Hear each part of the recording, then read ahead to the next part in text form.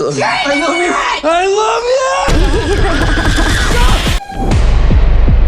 Branch of a willow tree could come. यार, क्या तुमने ये मूवी देखी है? इसमें क्या कुछ नहीं होता है। शुरुआत से लेकर एंड तक ऐसा सस्पेंस और ऐसे ट्विस्ट देखने को मिलते हैं जो आपके होश उड़ाकर रख देंगे। आज हम बात कर रहे हैं एक ऐसी ही दिल दहला देने वाली साइकोलॉजिकल थ्रिलर फिल्म ऑब्सेशन के बारे में। अगर आप एक तरफा प्यार, पागलपन और रोंगटे खड़े कर देने वाले सस्पेंस के दीवाने हैं, तो यह कहानी आपके लिए एक अल्टीमेट मास्टरपीस है। यहाँ बैकग्राउंड में फिल्म के कुछ सबसे बेहतरीन और सस्पेंस भरे सीन्स का मोन्टाज चला। फिल्म की कहानी घूमती है हमारे मेन कैरेक्टर बियर के इर्द गिर्द। बियर अपनी एक बहुत अच्छी दोस्त निक्की को पागलों की तरह पसंद करता है। वो निक्की को प्रपोज करना चाहता है, लेकिन आज तक उसके अंदर इतनी हिम्मत ही नहीं हुई कि वो निक्की के सामने जाकर अपने दिल की बात कह सके। वो दिन रात बस इसी उलझन में रहता है कि निक्की को कैसे इंप्रेस करे। यहाँ तक कि वो अपने दोस्तों के साथ बैठकर भी निक्की को प्रपोज करने की रिहर्सल और प्रैक्टिस करता रहता है, ताकि जब वो निक्की के सामने जाए तो कुछ गड़बड़ोटी ना हो। उसके दोस्त भी उसकी इस हालत को देखकर उसे हिम्मत देते हैं और कहते हैं कि अब उसे देर नहीं करनी चाहिए, बल्कि फौरन जाकर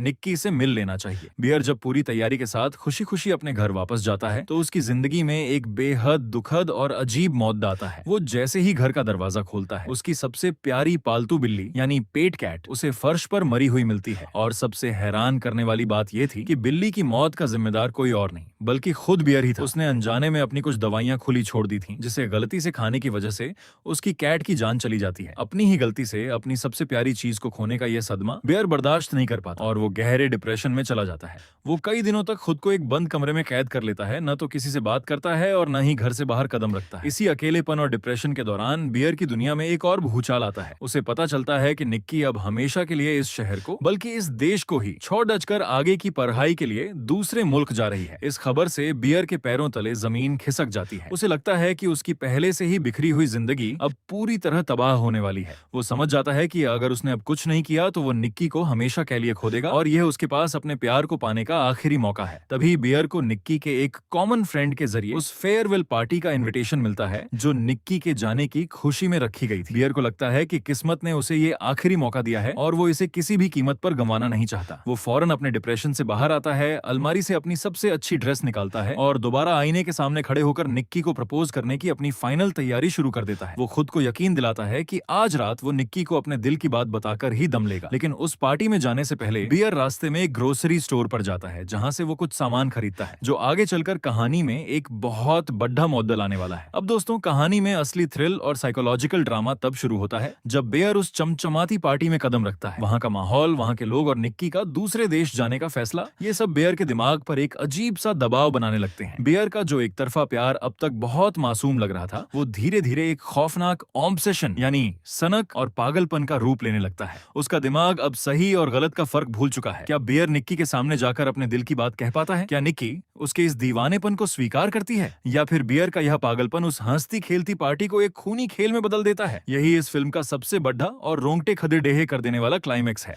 फिल्म के आखिरी 30 मिनट में जो ट्विस्ट आते हैं, वो सच में आपके दिमाग को पूरी तरह से हिलाकर रख देंगे। डायरेक्टर ने इस फिल्म के जरिए इंसानी दिमाग के उस काले और अंधेरे हिस्से को दिखाया है, जहां अगर हमारी भावनाओं पर हमारा काबू न रहे तो एक अच्छा इंसान भी कितना खतरनाक साइकोपैथ बन सकता है। फिल्म का बैकग्राउंड स्कोर और सस्पेंस आपको आखिरी सेकंड तक स्क्रीन से हिलने नहीं देगा। तो दोस्तों, आपको क्या लगता है? क्या बियर का निक्की के लिए यह जुनून सही था या फिर यह एक दिमागी बीमारी थी? कमेंट में अपनी राय जरूर बताएं। तो वीडियो को लाइक और चैनल को सब्सक्राइब करना बिल्कुल मत भूलना। मिलते हैं अगले एक और धमाकेदार वीडियो में। शुक्रिया।